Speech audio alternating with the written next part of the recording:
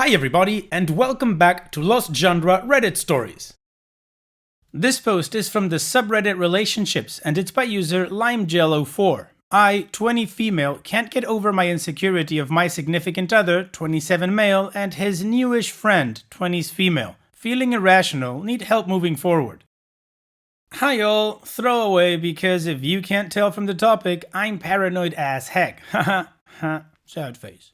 Okay, my boyfriend Kyle and I have been dating for nearly 2 years, and for the most part, things are awesome. He's loving and supportive of me, he's helped me through really rough times, etc. He's very social, and he's always had close female friends. I'm a very anxious person and have struggled with insecurity throughout our relationship. Initially, all these friends made me worry, but as I got to know them individually, our relationship became more established. I've gotten over it.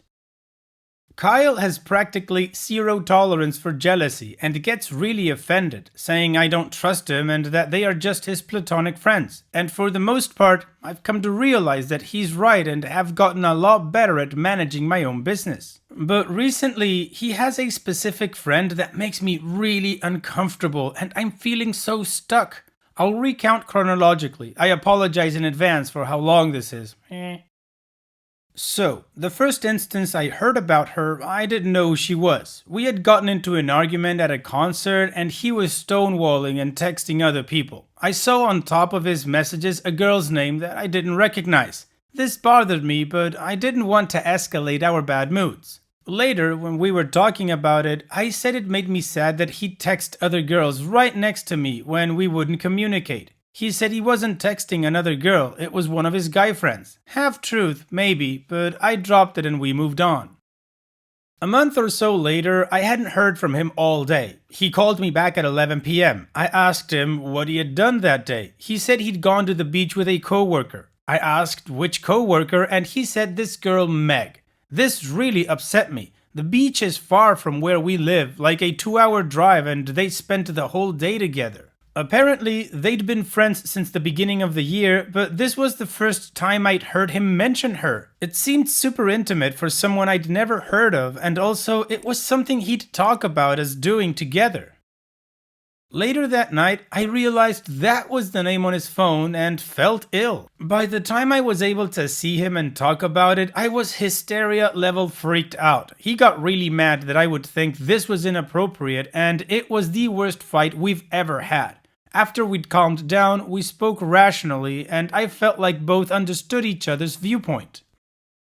I was still hurt, but committed to putting it in the past. Then, only a few weeks later, I asked him what he was doing tomorrow. He tells me he's going to another city for the day with one of his guy friends to catch a hockey game. I say, cool, have fun. The next day I had to wake to go to work, and when I get home was shocked to check Instagram and see his friend had posted a picture of him, Kyle, and Meg, all cozied up on the grass together. I felt like he'd lied to me by omission, but really tried to keep calm. When I spoke to him that night, I told him how hurt I was. He asked why I felt so threatened by him hanging out with his friends. I told him I was threatened that there was another girl he took on big date trips instead of even asking me. He told me I needed to get over my insecurity. Later, I saw photos from this day on his phone when he was scrolling, and there were several photos of her, selfies with his arm around her, candid pictures of her doing things that day. He hardly ever takes photos of me without prompting, so this stung, but I didn't want him to know I looked at his phone while he was using it.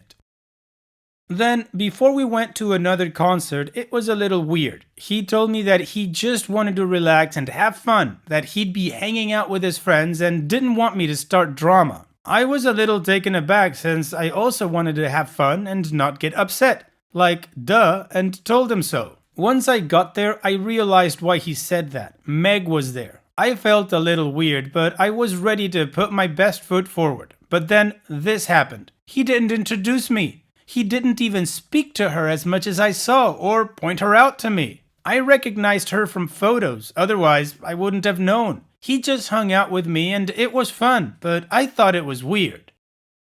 So here we are now and I feel so paranoid about it. When she calls him or texts him, I feel sick. He takes his phone with him at all times and doesn't answer her texts if I'm sitting next to him. waiting until I'm at a distance. I have recurring nightmares where he tells me he's been cheating on me. I feel crazy. This is a lot of negative things, but between these few days, it's great. I love him. He talks about the future and we are making plans to travel and live together, etc. It's because of that future that I want to get over this, but I don't know what to do. I journal and I'm seeing a school therapist for anxiety. He never mentions her, but I wonder if it's because he thinks I'll just get really upset like the last few times. If anyone has advice for either dealing with this internally or communicating about it, it would be so appreciated. Thank you so much for reading. OP, this situation doesn't paint a good picture at all. I can't say for sure that he's cheating, but he's definitely being very suspicious about it. I'd have my doubts too. I mean, the signs are there, but there's nothing definitive yet. I don't think that this is a good relationship for either of you. I don't know if it's because there's more information that needs to be said, but I don't get the feeling that he wants to be in a relationship with you from what you tell us the way that he's acting. And all of this coupled with your insecurities have you and as you put it, hysteria level freaked out. In your post, you stated many times that you felt hurt regarding what he did. And when you told him how you felt, he dismissed you as being insecure. So in my opinion, there is no future here. The fact of the matter is that he apparently enjoys spending time with this Meg girl, so I don't think there's anything to deal with this internally or communicating about it. I think if you hang on to this relationship for the sake of being a relationship is gonna end up hurting you more because it clearly, or at least to me, is not headed in the right direction. And what do you guys think about this whole situation? What would your advice be for OP? Let me know in the comment section, and now let's move on to the community comments to see what they said.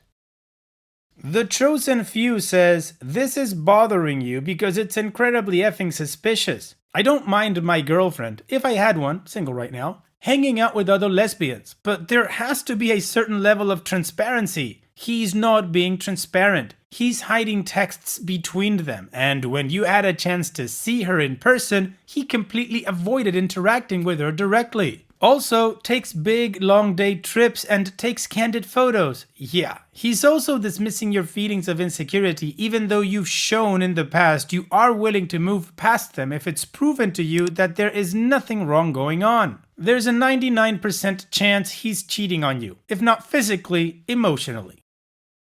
And OP responds, F, sad face. I was really hoping this would just be weird to me. What should I do?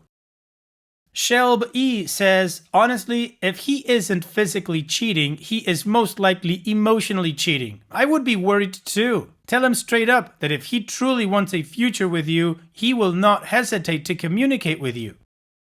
He also wouldn't be hiding things and snapping at you when you have questions if he was comfortable being honest with you. I hate to say it, but he is obviously hiding it, which is a major red flag. I'm sorry that your anxiety is so bad. I have anxiety with my relationship too.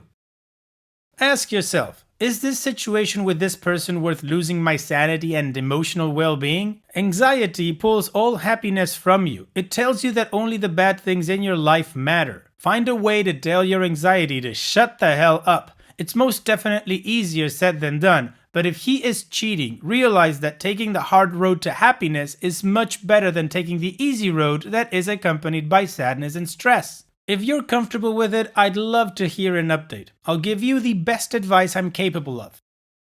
And OP responds, thank you for being so kind. I feel like because I'm so anxious, I can't tell what is valid and what isn't. I'm going to talk to him about it soon, because either way, I don't want to keep feeling like this. Zia says, I truly believe that men and women can be friends without any lines being crossed. My partner has good female friends and I have good male friends. It's all cool. What isn't cool is hiding a friend from your partner. If she was just a friend, why hide it? If they were just chilling out and chatting, why weren't you invited? If there's nothing wrong with his text conversations, why say that she's a male friend? Everything he has said or done has been aimed towards hiding this person from you and minimizing your awareness of her and your awareness of what they do together. That's very suspicious indeed, and I think you have the right to be very upset about it. Alright, well, the community raised some really good points that OP seems to have caught, and pretty good advice in my opinion. So how about we now move on to the update to see how this story ends. A few days after I posted, I had really been thinking about what exactly I wanted to say to him. I had been texting with Kyle and saw he posted an Instagram of him at the bar. Later, in the Things Friends Like, I saw a video taken from the same bar, and guess who posted it? Meg. So I wasn't sure they were together and he hadn't told me, so I resolved to talk to him the next time I saw him. I met up the next day with him and a friend and casually asked him about his day, really hoping he'd mentioned it. He listed the stuff he did, went Halloween shopping, bowling, to the bar, and then to the movies, and didn't mention Meg. I was so mad but kept it together until later. I waited until the morning and talked to him about it. It was a very long talk, but I stayed calm for most of it, and I felt like I was as clear as I possibly could have been. I told him that we had discussed this on 2 separate occasions where it had clearly bothered me and that his behavior was incredibly untrustworthy.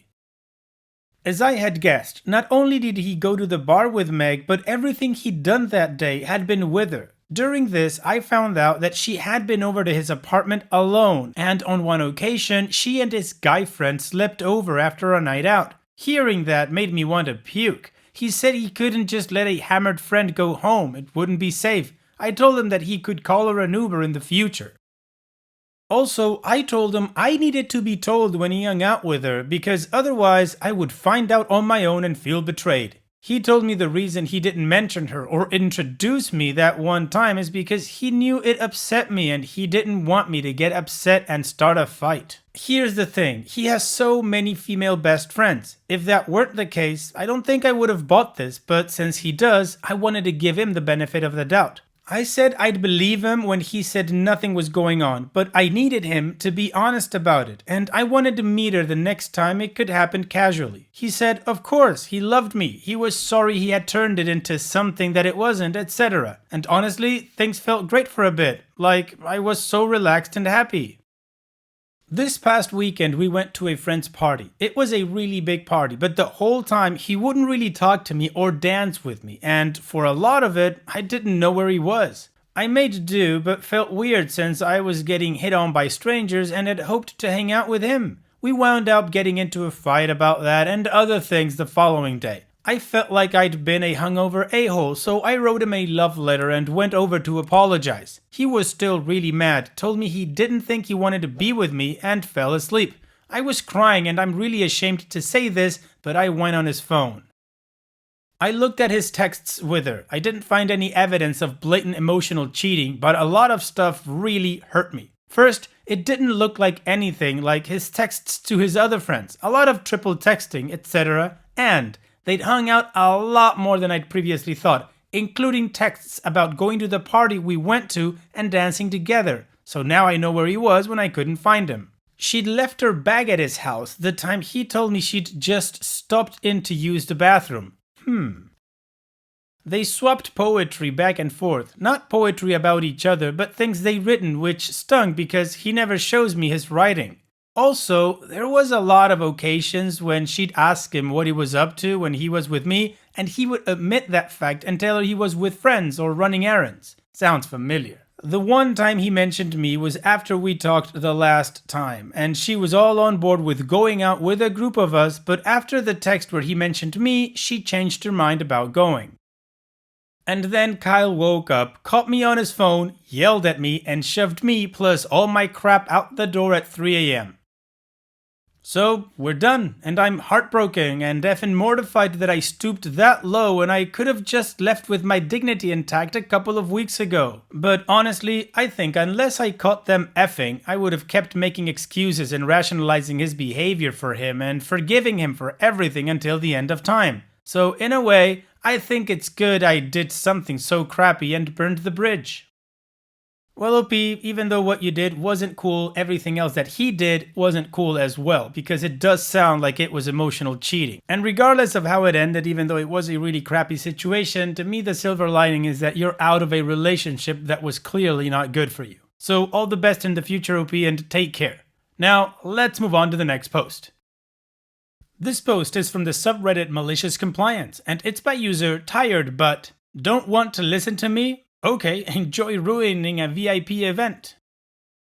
Some background. I'm an audio engineer for one of the military bands in the US. Even though I've been working professionally in the music industry for many years prior to entering the military, my lower rank, E4 for those who care, is often a barrier to communicating with higher-ups. Some superiors see the value in my experience and advice, but many others see the rank and disregard my opinions. It's not uncommon for me to be loaned out to non-band events to provide guidance. Also, this story takes place in 2020 when the military was under work-from-home orders. On to the malicious compliance.